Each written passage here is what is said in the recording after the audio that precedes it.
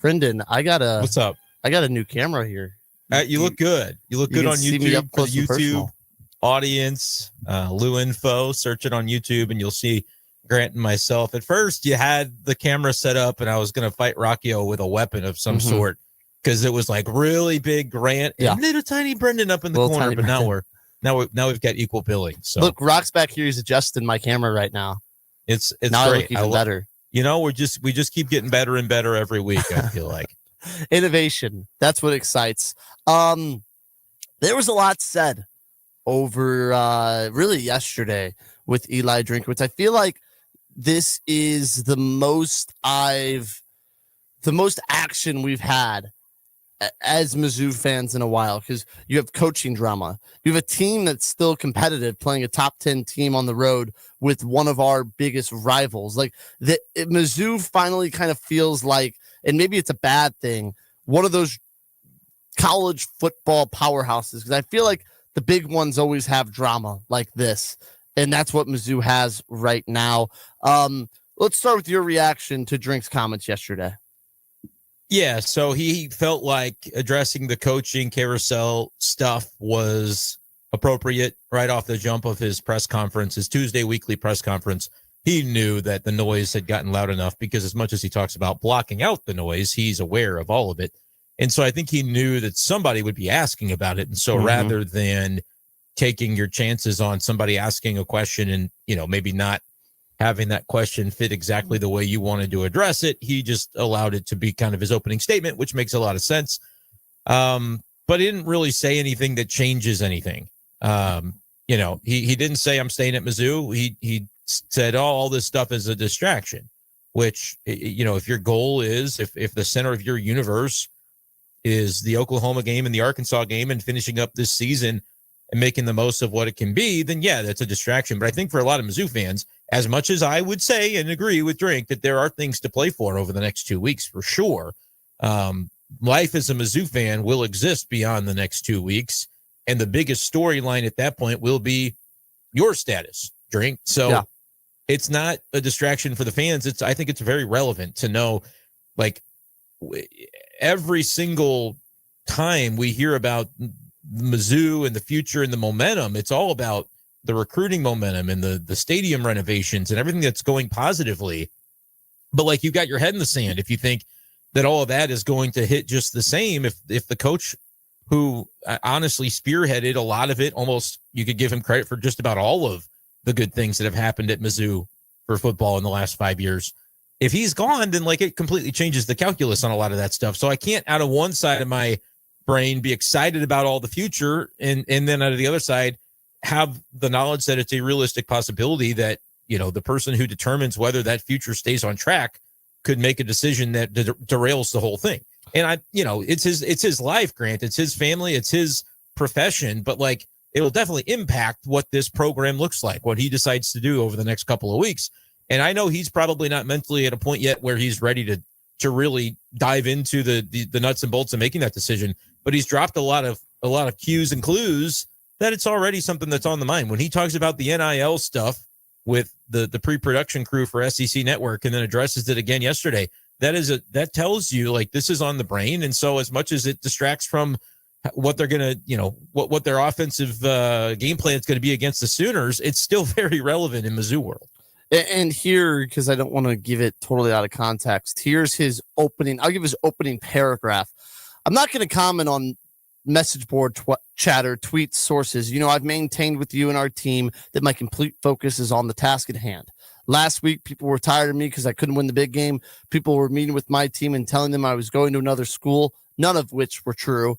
Now this week, it's a different story because we scored the second most points in the SEC this year, 49. All this stuff is distraction. He goes on to thank the board, the curators, Munchoy, the president, Laird Veach, all of those things. Then he ends it with, since I've been here, I've signed multiple extensions. In fact, I signed one this past summer. So all the speculation really is a tribute to them, and it's a tribute to our team's success and their commitment to our team.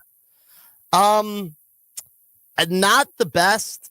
I don't know how to feel about it because when I first read it, I was like, oh no. Then I heard the audio and it sounded a little bit better. Then I watched it and I realized he was reading off a pre-prepared script. Yeah.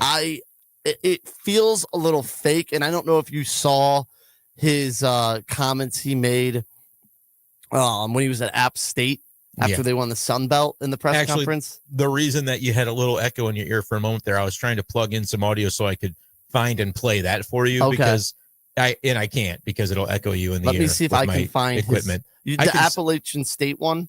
I can send you the tweet of it if you want to play it. Just because it's not exact. I would say in the App State instance where a day later he took the Mizzou job, there are some obvious differences between what he said. He even said about, some opportunities that he would have to consider with his family. The pay bump, obviously, from App State to Missouri was substantial. In this time, he's going to be making a bunch of money regardless and not more necessarily if he leaves because Mizzou will give him a raise. But that did strike me because I think if you talk about the reading it off and you can hear some of the same kind of almost identical quotes in some cases, it's not to say that this is going to be the same result for sure, but you cannot take any solace, certainly in what he said yesterday. If you remember, 6 years ago, he kind of gave the same song and dance and a day later, he was our coach. Exactly. And to your point, it's different because he's not taking that pay raise, but do those comments, what do they do for you? Because for me, it didn't really move a needle either way, thinking he's going to stay, thinking he's going to leave, because at the end of the day, we've seen him say he's not leaving. We've seen coaches all over the place say they're staying, they're going to be back next year, and they leave. It feels just empty until we see action. Yeah, and again, there's nothing that he could say that would guarantee it. Although I would feel better about it if he said, I'm not leaving. Kenny Dillingham, I think, took that approach. I'm not leaving. I was never leaving. He said that earlier this week. Time will tell if that becomes true. But I think that does. I know that you could make the argument, and I've seen people do it, that, they could say that and it doesn't mean anything, and then they could turn around and leave. They could. But then I get to think differently about your character. I think if you're the type of person that's going to come out and say, hey, I'm not leaving, and then you do, well, that I have every right to, truly vilify you in the highest order. So what does a coach that is considering potentially looking at his options and leaving, what does a coach in that situation do if he's smart? Doesn't say, I'm not leaving. And so Drink hasn't said that. But what I can then deduce is, well, he's definitely thinking about leaving because he doesn't want to say the I'm not leaving part, because if he says that and goes back on it, well, he looks like a big jerk. So, you're kind of damned if you do, damned if you don't, if you're Drink, if you do intend to look around. But if you do intend to look around, there is nothing that won't make you the villain to Mizzou fans because of the way that you have rallied the troops and spoken about what can be done here and how important it is to build it here and that you love Mizzou. Look, man, I know it's the nature of the beast and that you can kind of chalk it up to that's what the money's for. You're going to be vilified if you leave a place after talking like that for so many years in a row and then deciding when things get a little bit hard to jump out for the, press the Staples easy button and go to Penn State. If that happens, he will rightfully be a villain in Missouri. If he decides in the face of those opportunities, which I believe he'll have several opportunities he would need to turn down in order to cement his status at Missouri. If he does that, he is a hero. I mean, he is truly a local legend, almost regardless of whether or not he ever gets to the mountaintop. You know what I mean? He didn't have to win a national championship to be a legend here. He stays in the face. He builds Missouri because, Grant, I think right now we're on the cusp. When you think about what Missouri is relative to some other programs around the country, we're in that tier that's certainly below the top tier and maybe even below the second tier. But you're knocking on the door of being that perennial top 15 to 20 program that in any given year, things can break in your direction and you can climb into the CFP conversation very firmly. But I would say right now, the timing is such that if Drink leaves now, we probably backslide unless we get really lucky and nail the head coaching hire that follows him. And if it doesn't show Missouri gaining a little bit of that respect, they're 22nd in the college football playoff right now. Yeah. And they're 7-3. I don't really know if they deserve that, but normally the teams, I think they do. There's nobody behind them that deserves to be above them. Yes, but I'm saying there's being shown a little respect. Maybe 3 years ago, they same record, they'd be outside the top 25. I do have Eli Drinkwitz's comments. This is after he wins the Sun Belt with Appalachian State, Yep. and the next day he leaves for Missouri. Yep. How do you go about navigating coaching rumors and looking at opportunities as they pop up? Well, I mean, I hate to make this comparison, but, you know, the president of the United States always says fake news, and you don't really believe about it until you start seeing it about yourself a lot. There's a lot of fake news and a lot of rumors and a lot of stuff going on out there. Our focus this week was trying to be 1-0. And my family and I love it here. We're very excited about what we're doing here at App State. But at the same time, you know, every opportunity, I owe it to the family, my family, to see if that's something that we're interested in. But I'm not in any hurry to leave. I feel strongly that we're building something special here that can be sustained for a long periods of time. So when it refers to me, I would prefer for it to be about this players, this team, and what we've accomplished. And so that's Coach Drink about leaving for Appalachian State, leaving for Missouri. Yeah, eerily similar, although Eerily.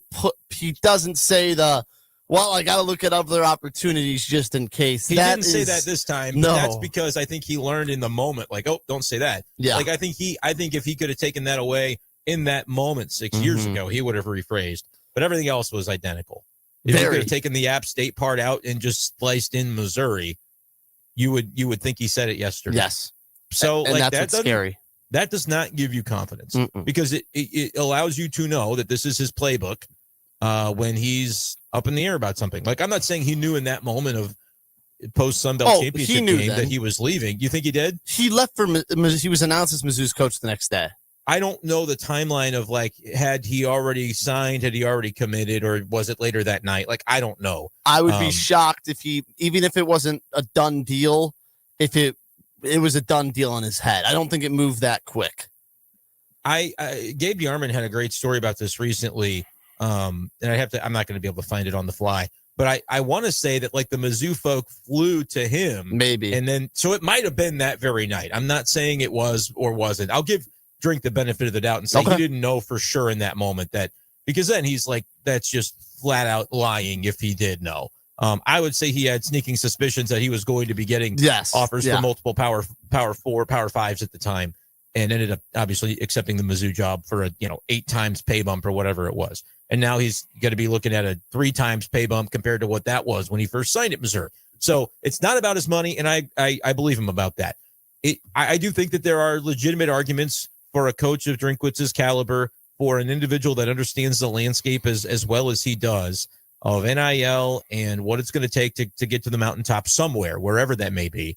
I understand this corporate sponsorship stuff and the NIL stuff that, like, they've done well in NIL, but now I think, I've wondered about this, where they had the jump on NIL a little bit because Drinkwitz and Mizzou was able to kind of lobby basically the state legislature and get the NIL law passed that benefited Mizzou for those first couple of years. But now we're kind of at that fork in the road where it feels like whoever's been supplying the money to make sure Missouri is not at the top, but near the top and competitive in NIL, are they going, are we going to keep recommitting to this? Are we really getting a bang for our buck? Are we, where are we? How long is this sustainable that we can just keep paying and maybe not win a championship? I wanted to see a championship. I'm a Mizzou fan with a lot of money. Like, are we in that spot where it's that crossroads where what Mizzou needs, what Drinkwitz would say Mizzou needs is like another level of NIL support. And we need to do it from the Fortune 500 level so that we can get these NIL deals through the NIL Go clearinghouse and be able to pay our players above and beyond what we're going to be able to do with revenue sharing, because that's what the big boys are doing. Like, he sees it very clearly what needs to happen to be able to basically bring a national championship to Columbia, Missouri. If the powers that be or the people with the money are not on board with that, then I think this is going to be as good a time as ever for him to be able to consider his other options and go somewhere that will not have those same challenges. It's the easy button, but he has, marketed himself in a way that now he's a hot commodity. And I don't know that he'll ever be this hot of a commodity again. Not saying that he wouldn't continue to thrive and climb the ladder with Missouri, but realistically, we're going to have more 7-5 and 8-4 years over the next 4 or 5 years than we will 10-2 years. Yeah. But if we get one of those, if the stars align and you continue to build it, you get that 10-2 to happen, well, we're a shoo-in for the playoff at 10-2 in this conference with the schedule and everything that's going to be coming along with that. But if Drink cannot compel the people, like he's carried this, in my opinion, administration in this program kicking and screaming into the NIL era, because I don't know that they all really understood. Without Drink, Mizzou wouldn't be where it is on all of these fronts. He spearheaded it. And so my concern would be he finds, or he comes to believe that he's maybe taken them as far as they can go in concert with, yeah, maybe we could get over and continue to push through and you know, break the rock cutter, all the crap that he talks about. Maybe we could do that here, but it's going to be so much easier to kind of get a fresh start at a Penn State or a Florida or an LSU, where we know the resources. It's not going to be as much of a fight for me to get them because of the support that's there around the program. So that would be the concern, is like, if he chooses this jumping off point now, I don't know what happens after that. I think hopefully the people that remain go, hey, that Drinkwitz guy knew a thing or two, and like, this is the way to do it with the money. But if he's not there doing the rah-rah every single day to get the support and keep it, I do see a world in which Mizzou backslides unless it hires the next up-and-coming head coach that is of a similar mindset. It's the only chance they would have. So I really want to keep the guy, but I don't know how they can. I think it almost feels like he's made his mind up that if he gets one of those offers, he knows the NIL situation is going to be better at another place, and that could be curtains.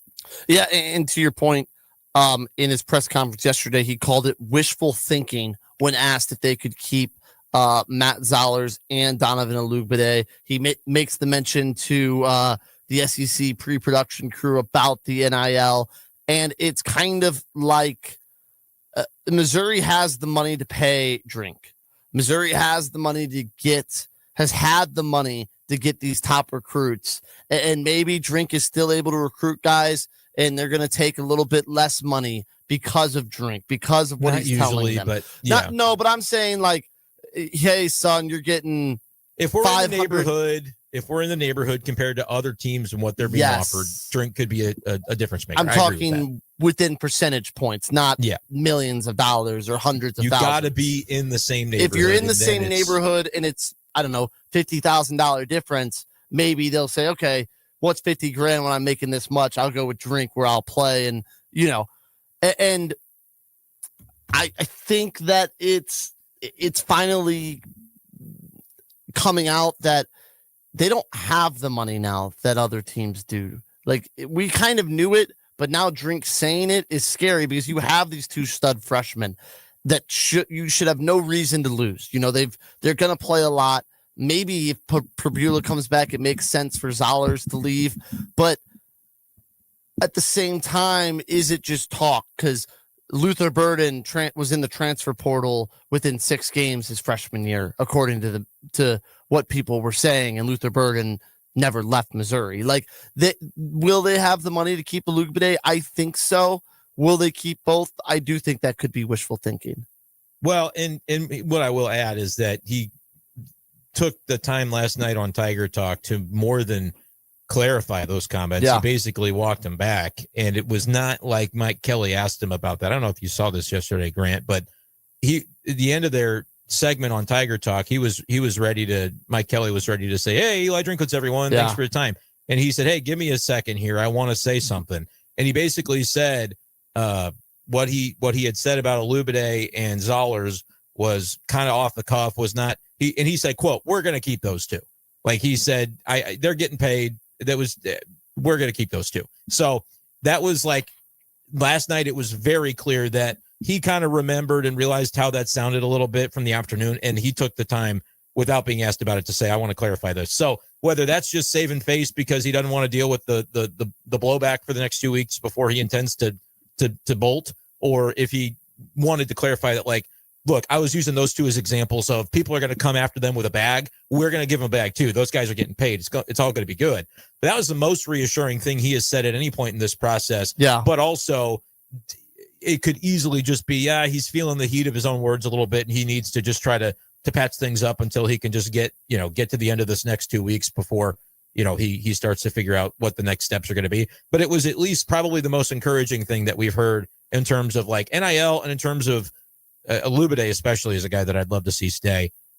And, maybe it means that he is thinking about the future beyond the next 2 weeks. I'm sure he is, but it's hard because until he signs a new contract, until he says, yes, I'm staying, it's hard to believe that these other schools aren't going to have something to offer him that maybe we don't when it comes to the NIL stuff. And it's a tough feeling because I feel like he's 1 foot in, 1 foot out right now. Because I don't know that he's done anything to suggest that. No, yeah. I mean more of it. I don't think he's actually 1 foot out, like that he thinks he's about to leave and his foot in is that he's here for the next 2 weeks. But from like a fan standpoint, from an outside standpoint, him not making a decision, him not coming down saying I will be at the University of Missouri next year is why I would feel 1 foot in, 1 foot out, because it's definitely not a certainty he's back. And he's definitely listening to other offers. Like he'd be crazy not to. Options open. He's keeping his options open, which is why I say 1 foot in, 1 foot out. And the fact that he's keeping his options open when he is the whole thing, the straw that stirs the drink, so to speak, like that's a good what's one. Scary. Well, without him, a lot of the things that have happened aren't. Yes. Like I don't think that's a hot take. I know. Well, Mizzou is bigger than just one coach. I don't know that it is in this instance. Like when you think about 5 years ago where they were to where they are now, I attribute 98.5% of the momentum to him having a vision and convincing the people around him to execute it. That's I'm really, I don't, this isn't about his X's and O's or is he good at managing the middle eight? Doesn't matter when it comes to the bigger picture stuff that we're talking about. And I've seen enough to believe that he has a really good handle on the bigger picture kind of stuff when it's the college football landscape. I think he handles it really well and has compelled and elevated Missouri in those categories. And here, to what you were saying about Drink a Tiger Talk, here's his comments, quote, I just want everyone to know these guys are getting paid. We're going to keep those two. That was just off the cuff. Like, we got to do what we can do to keep them. Don't stress. No, that was not the full quote. But anyway. That is part of the quote. Yeah, that was not a perfect. I saw the tweet you were talking about. Yeah, that was not very perfect. Good. Okay. No. But at any rate, it got what he's. Gave you what I gave you the part that was. That's what's was important. Worth it. Another thing he says that they're not one of the biggest spenders, which was no surprise, not top 10. But to your point, they've done a really good job of utilizing their NIL, and that's what Drink said as well. Do you think that that one of the reasons would be if he goes to a Florida, if he goes to a Penn State, if he goes to an LSU, that he said frivolous was a thing he said that they can't afford to do? Do you think that he wants to be able to go and just be able to throw money at all the 5-star guys, not really have to be like 100% certain they're going to hit, that if you get enough 5 stars, some of them will hit? Like, is that, if you're a Drink, is that the easy way out that you kind of said? No, I think the easy way out is just having the access to more funding to be able to do more. And like, you can be efficient with a limited pile of money, or you can be hyper efficient with more margin for error with a bigger pile of money. But I still think in his world, there are players that he would have gotten within the last few years that he was convinced were going to be great. Like a Fernando Mendoza, right? Like if you thought if Drink was, or Jaden Daniels as an example, right? He goes to LSU, was going to be coming to Missouri, but when LSU comes calling, it's like, okay. So I feel like there are probably a couple of isolated examples that he could look back on. And it's not like, let's just spray at every 5-star and see how many we can get. It's more a case of, I think there have been a couple of spots and probably quarterbacks, because quarterback has been the main thing that's held us back, even though Brady Cook ended up being a really, really solid version of what he could be. I think that probably is honestly the crux of the conversation. If he had the resources of an LSU, would he have landed Jaden Daniels, or would he have landed Fernando Mendoza in this cycle and probably be talking about Missouri the way that people are talking about Indiana right now? Or if we had Jaden Daniels, we may be winning a national championship that year. Yeah. Because LSU didn't have a defense and we did. So yeah, I think it's that. I know. Why'd you say that? It's just because it's true. But like, if you don't want to think back that far and no, erase the Brady Cook era, No, I know, but I don't want to erase Brady Cook from Mizzou lore. And I don't want to erase Bo Perbilo. I love the guy. But Fernando Mendoza on this team, I think you're talking about Mizzou having picked up that Bama win or that Vandy win, and still it maybe both, and being able to lose to Oklahoma and still walk into the playoffs. So I think it probably, because he's done great at other positions. He's got, he's identified the Alubides that are 4 stars, and the dude is an NFL player as a freshman. Right, like they've got Hardy. You lose Kawan Lacey after you're like, this is the dude, and then you lose him. Okay, then you get Hardy to replace him. He's just as good, if not better. Like quarterback, I think is where you kind of circle the wagons and go, man, if we had a top 10 guy in the country at that position, it's a very different looking situation right now.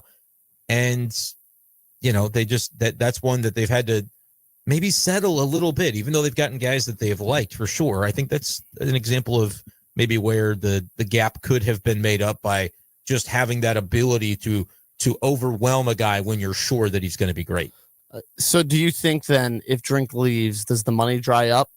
Or do the people that have been throwing money consistently at this program, does that dry up? Here's what I think happens. I think that you have a 2 to 3 year kind of grace period with the new stadium coming out. People, the businesses, the rich owners will still say, hey, I mean, we've been really good for the last 3 years. Let's give this new guy a chance. Here's the money. We're still hyped up about it. But if 3 years go by and Missouri's 6-6, 7-5, 5-7, that's when I think it could dry up. I don't know. It could happen quicker than that. It depends on who the coach is. It depends on the board of curators and the people that are savvy within this administration have to realize the things that have made Drink successful off the field and say, can we target a coach if they have to make a hire? Can we target a coach that can embody some of those same principles because Drink is a salesman and he's a marketer, and he can get those types of people excited about the program to the degree that he has.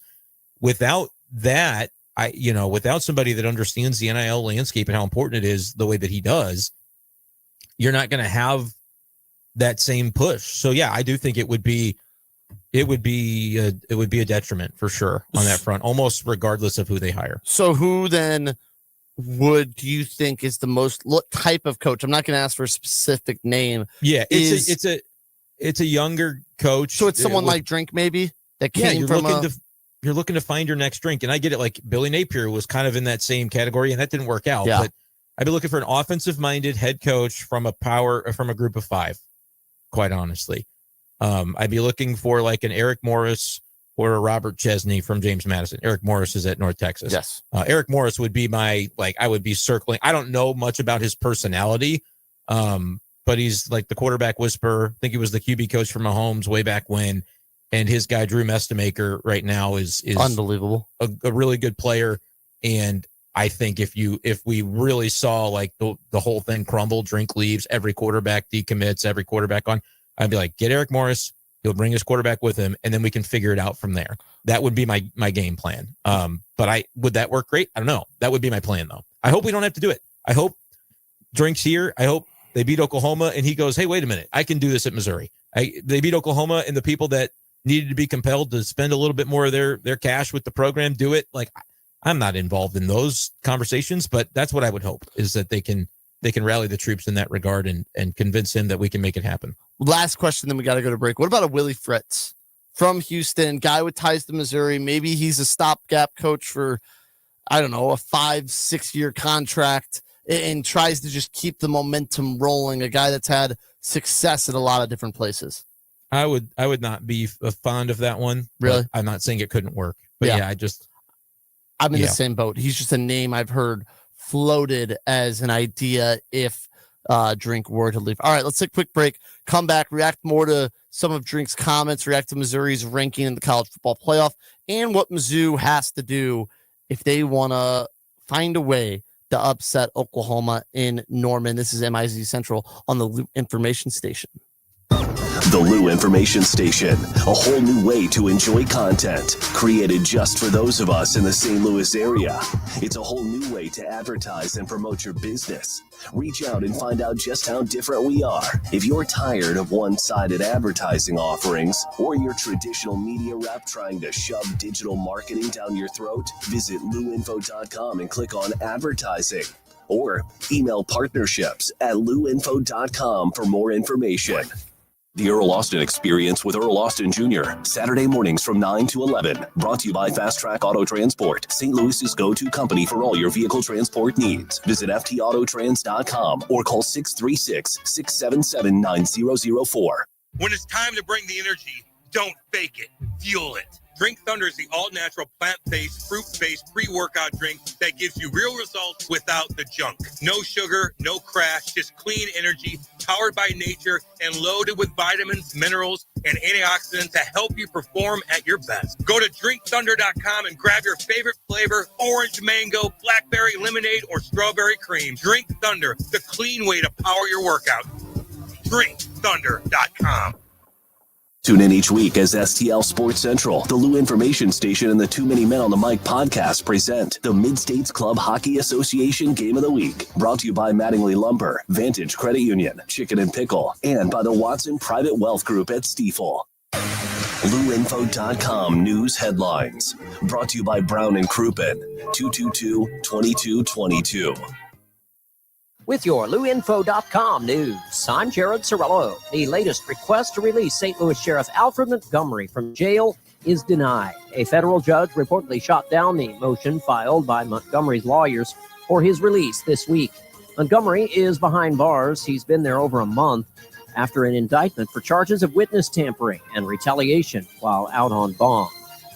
A St. Louis police officer is now accused of assaulting his ex-girlfriend.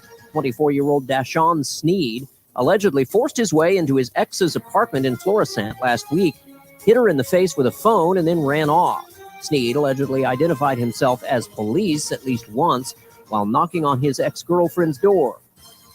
And St. Louis County could relocate its headquarters to a former shopping mall. The county is reportedly considering moving customer services to the site of what was once Northwest Plaza Mall in St. Anne. You're up to date. We're streaming 24/7 at luinfo.com. I'm Jared Sorello. Now, luinfo.com weather. Presented by STL Sports Central. St. Louis sports. Anytime, anywhere. Here's your luinfo.com weather update. Our dry weather pattern will be coming to an end with a big storm system moving in from the southern plains by tonight through Thursday and Friday. Upper 50s and just cloudy today. A few showers overnight and down to 50. Rain looks pretty likely on Thursday, mixed in with a few thunderstorms. We'll hit about 60, rain, and upper 50s Friday. I'm meteorologist Steve Hamilton for the Lou Information Station, streaming 24/7 at luinfo.com.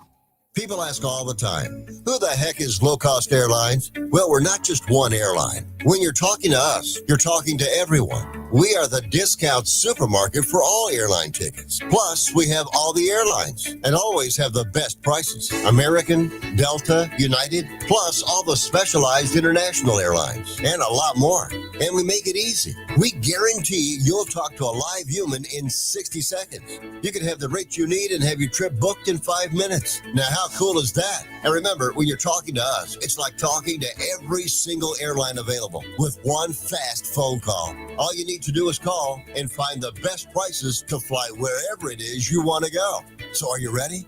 Call Low Cost Airlines right now. 800-298-0306. 800-298-0306. 800-298-0306. That's 800-298-0306.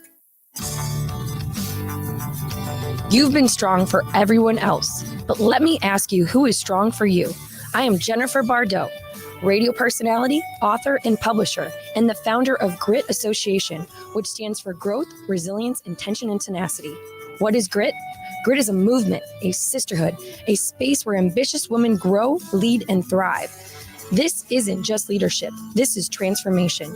Grit is your circle of fire, where comfort zones get shattered, where stories become power, and the next level becomes your new normal.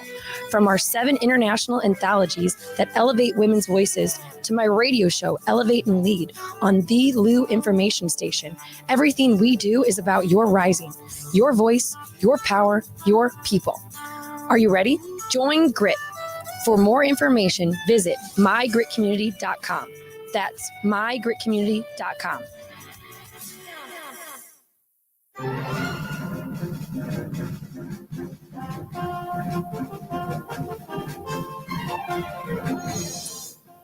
And welcome back to Mizzou Central on the Lou Information Station. Grant Salzman, Brendan Schaefer with you. We're talking Mizzou. We're reacting to Drink's comments. Talked a lot about that in the first half. If you want to go back and listen, you can on Spotify, Apple Music, or LouInfo.com. Now, Brendan Schaefer, Missouri is 23rd in the college football playoff rankings, or 22nd, pardon me, in the playoff rankings. Now, I just want to ask you a question, and I need an answer before I dive into this. Whoa, okay, demanding. Missouri beats Oklahoma by 3. Where do they jump? Assuming ignore losses, ignore anything, where would Missouri jump if they won this game? Like assuming that everybody above them was static and won their game. Let's just say everybody wins the game, which I don't know if it's even possible, but let's just. Yeah, I actually was looking last night out of curiosity to see, like, all right, if they jump Illinois, because I think that's a more impressive win than Illinois would have, so they're at least up to 21. But then it's like, okay, Tennessee still plays Vandy, Michigan still plays Ohio State, Texas still plays Texas A&M, Georgia Tech still plays Georgia. Like, I was going through and trying to see how high they could climb, but I think it's pretty unrealistic to think that they could get even close to where they would need to be. But I would say that a win over Oklahoma, like, look, man, Oklahoma winning on the road at Bama was considered enough to really give them a nice jolt of a few spots in the rankings. And it's harder to jump the closer you get to the top. So I would say that Mizzou would jump Illinois. I'm not really remembering Tennessee's most impressive win, but they lost Oklahoma. I know that. So Mizzou jumps Tennessee. I think Mizzou probably jumps Virginia, and that might be it. I think they would jump about 3 spots without any outside help. But there would probably be some outside help because the teams above them still have to play some tough games. A lot of them are at the end, like Georgia Tech, Texas, and Michigan all play great teams in the final week. So like if Mizzou jumped to 19 and then handled Arkansas and all 3 of them lost, Mizzou would move past all 3 of them, be about 16th potentially. Vanderbilt would then, if they could lose to Tennessee, then you can maybe get to 15. I know USC's got Oregon, I want to say, still to play. So, I think you top out at about 14 because I don't think BYU or Utah has any games left to lose. BYU does. They play Cincinnati this week at Cincinnati. Yeah, 2-point spread. That's going to be a BYU win. But no, to your point, like you could get close. You can't crack the top 10. I don't think even if Bama loses to Auburn, even if Notre Dame does the unthinkable, like you're 9-3 against Oklahoma. Like we saw the committee chair, Yurachek was a nightmare last night, but we saw him talk about Notre Dame and Miami and the fact that they're not really like comparing those teams apples to apples right now because they aren't in the same tier. With Miami being 13 through 16, the way that the committee looks at it is in like groups and like the 13 versus 12 is a cutoff. And so almost if Miami were considered good enough to be in that top 12, then they might be compared more apples to apples to Notre Dame. And you could look at the head to head, but I don't think that is a position Mizzou could get to necessarily with Oklahoma. So yeah, I just think we don't have to worry about the playoff stuff. You're looking to beat Oklahoma because of how significant it would be for the program. Haven't done it there in Norman since 1966. Like those are sort of the things I'm looking at. To your question, Tennessee's best win is either at Kentucky or at Mississippi State. Yeah, so Mizzou would have them licked in that department. Here's how Mizzou gets in. They beat Oklahoma. They jump to 19. Michigan loses the game against Ohio State. They jump to 18. Texas falls to A&M. They're 17. Georgia Tech falls to Georgia, 16. USC falls to Oregon, 15. Vandy loses to Tennessee, 14. BYU loses. You're up to 13.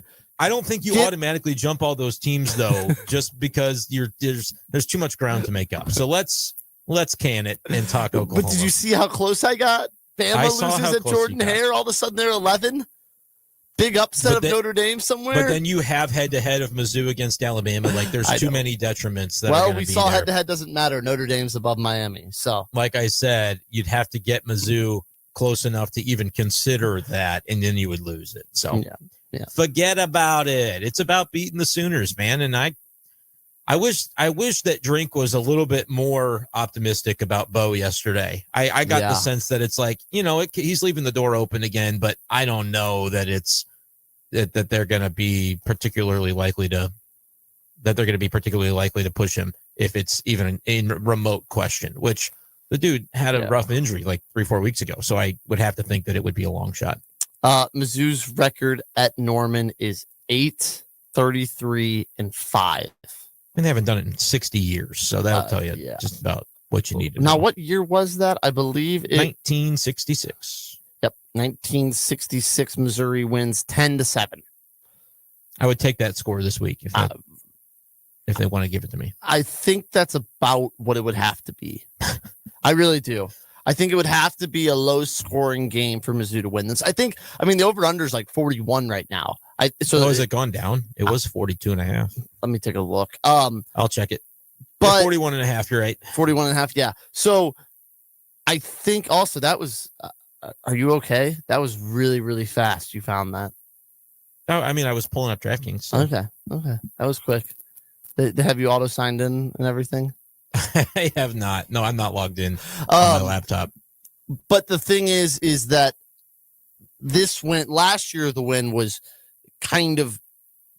it was bigger than the season. Like, that game will be remembered forever, even though Missouri ends up losing to South Carolina. You beat an arch rival. Like, I don't think people realize, maybe my age, maybe Mizzou students now, how big of a rivalry Oklahoma is. Because Kansas, a big rival. Iowa State, even in the old Big 8 days. But you always were better, if not just as good as those teams. To Oklahoma, you've always been the little brother in the rivalry. Like, you've always been, you want to beat Oklahoma. Maybe you beat them once every 5 to 7 years and you hold that over their head for as long as you can.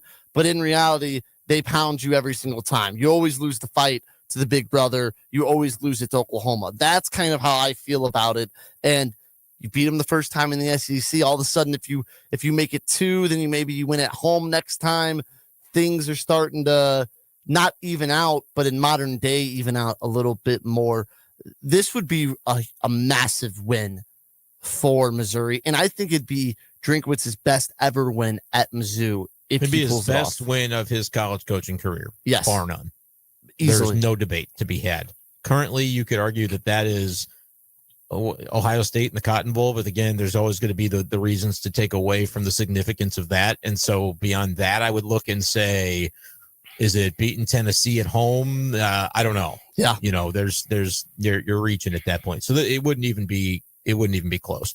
How do they do it, Grant? What is the path to victory? You said it would have to be something like a 10-7 where it's just an ugly game. Yeah. The problem with this matchup for Missouri is how good Oklahoma is in defending the run. Yeah. And that is coincidentally all we can do, because Matt Zollers, God bless him, and maybe someday he'll be a capable starting quarterback in the SEC, but that day's not today, and that day's not coming on Saturday.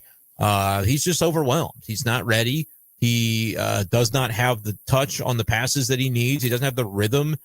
It just it's been rough. And I was hoping it would be better against Mississippi State, because they are not as good of a pass defense as Texas A&M, but it did not look better. You had like the scripted opening to the game, and even the play that was to Alubade was not a part of any script. No. That was, this is what we do for a hard count, and if they bite Alubade, I'm throwing deep to you, and just F it, Alubade's down there somewhere. That was the play, and it worked to perfection. And I will say, good wherewithal to know. You don't always see a true freshman get that hard count. And I noticed some of that at Vandy. I mean, he was doing some things at Vandy of like play situation, game situation, under the pressure, knowing what he needed to do. But I don't know if it's that he's not getting as much protection. Like, I didn't think the protection was crazy bad against Mississippi State. I just thought when he had opportunities to make a throw, he was psyching himself out. He was throwing 100-mile-per-hour bullets at guys that needed to. You got to be in a little bit of a rhythm on the timing of those passes, and he just flat out didn't have it. He's 0 out of 10, I would say, in terms of the majority of those throws. But like, there were throws that he made at the beginning of the game. We talked about Olubade. The Josh Manning touchdown largely was Josh Manning breaking 11 tackles, but did still have to complete the pass to the open man, and that's what we need to get going, I think, against Oklahoma, is that intermediate passing game, the short passing game. Kirby's got to scheme up more of the type of screen plays, but then like, you can't be so predictable of when you're going to throw the screen and have it get blown up 4 yards in the backfield. That's kind of what's happened with Zollers. I feel like that's part of being the freshman quarterback, is like, all right, the defense is really anticipating. It's like you're announcing to the world, hey, this is going to be a screen. And then they're able to snuff it out. And so, especially when they line up in that bunch formation. Exactly. It's very predictable. And that's a problem when you've got a quarterback that's having a hard time just being in the rhythm of playing the position. So like, it's going to be very difficult. The last 3 weeks, Oklahoma's given up like 344 passing yards per game. But you look at the offenses that they have played and the quarterbacks that they have faced, it's a product of just playing probably 3 of the 10 best passing offenses in the country the last 3 weeks. Missouri's not going to do anything like that against them. And so you're caught between, leaning into a mirage of being able to pass on this team, knowing that if they get R. Mason Thomas back, he's going to be a big problem in the pass rush. And so short to intermediate is the only answer, but your quarterback has demonstrated zero touch or ability to rhythm himself into those passing situations, and to run the ball is the other option. And Oklahoma's just been really, really good at stopping it. Could they have an outlier game where Hardy can be great against it? Can the defense carry you? I would think that, Grant, you need to win this game. The recipe is defense plays as well as it did against Vandy, probably scores a touchdown, and or sets you up inside the 20 like they did. Yeah, well, you might have to punch it in, because I don't know how the red zone offense is going to go. But I think you need that. You need the best game of the season out of the defense, which, like Oklahoma winning the last couple of games that they've done it with defensive touchdowns that if they don't get, they probably aren't winning those games. The net success rating against Alabama, they were way to the left side of the screen on that, where like net success, Alabama whooped them, but Oklahoma got it where it mattered. And they had defensive touchdown to help them out. So you probably need to turn the script on that, get a defensive score, and maybe pray to God that Bo Perbula can play, because I think even if he's not going to be as mobile as he had been, I still think he is a more comfortable, maybe not more comfortable passer than Zollers, but he has shown the ability to leave the pocket and like avoid disaster usually in a way that I don't feel comfortable that Zollers can do in this game. And complete the easy ones. Yeah. He's done well with those short to intermediates, where right now we're just not seeing that from Zollers. I'll say you don't have an angry Oklahoma team. That's like if you were looking at Mizzou having the best shot to beat Oklahoma, it was with them beating Bama. And if I can explain, it's because now Oklahoma's had the whole week of everyone saying, oh, that's awesome, guys. Good job. You're in the playoffs. That win gets you in. Like, so what? You got to beat Missouri, and I don't even know who the last team on their schedule is. Though, in the way that they lost last year, I think that you might be able to get a little bit of that, but they're not gonna overlook this game. I will say that, yes, but I still think it's a little bit I think it's a little bit of a trap game after everything you had last week. You play LSU next week. And I don't know how much that rivalry is really instilled into those guys. I'm going to be honest with you. I do think they'll be overlooking Missouri. And does that result in the Mizzou win? I don't know. But maybe Mizzou can get off to a hot start, 11 a.m. kick. Oklahoma comes out a little slow. To your point, that's kind of what Mizzou needs, is Oklahoma to play a first half offensively like they did last week. I think they only had like 76 total yards of offense, and Alabama had like 280, and Oklahoma was tied at half, winning at half. So it was 17-14. We gotta have fewer than 17 Oklahoma points in the first half, or we're not gonna win. To your point, part of that was a pick six. Yes. And I believe they had a turnover in good in nice field territory as well. So keep the ball away from the Oklahoma defense, and maybe the Oklahoma offense comes out slow. That's your hope. There's a way to make that happen, and I don't know. I don't know what Mizzou's going to come out and do at the beginning of this game, but like, they looked ready to play against Mississippi State. All the coaching rumors and whatever you may talk about, they really did look like they came to play and were ready to rock and roll for that one. The defense, especially, I thought really started hot in that game. And so have that same energy on the road. I do think 11 a.m. on the road suits the road team a little bit more, but I do not agree that Oklahoma is going to overlook Missouri. I think Missouri is going to have to punch them in the mouth to be able to to set the tone of this game if they want it. They're not going to have it handed to them in that regard. The rivalry just means too much, I think, to both sides after last year. I agree. And last thought here, with the run game is don't get away from it. Hardy will fall forward for 2, 3, 4 yards. Yeah. Let him. 2nd and 6, 3rd and 4s Play ball control are a lot better than 2nd and 10 and 3rd and 10s. Yeah, because if you're in 3rd and long, Punt you it. just probably have to run the ball and punt. Yeah, I mean you cannot lose the turnover margin in this game, and that's Hardy too. He fumbled against Mississippi State, and it kind of made things dicey for a little bit there. Hardy needs to have his game of the year, I think, and hopefully he can.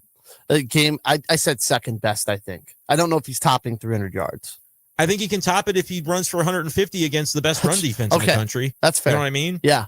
And Mizzou wins 17-14 because of his contributions, and we win time of possession 40 minutes to 20. Like, if he is the central figure of the game, that becomes his crowning achievement. All right. Well, for Brendan Schaefer, I'm Grant Salzman. We'll be back Friday morning giving you all the predictions for Mizzou, Oklahoma, and giving you some picks for the weekend as well. Up next is Charlie Tuna and the Posse. You're listening to the Loop Information Station. Week as STL Sports Central, the Lou Information Station, and the Too Many Men on the Mic podcast present the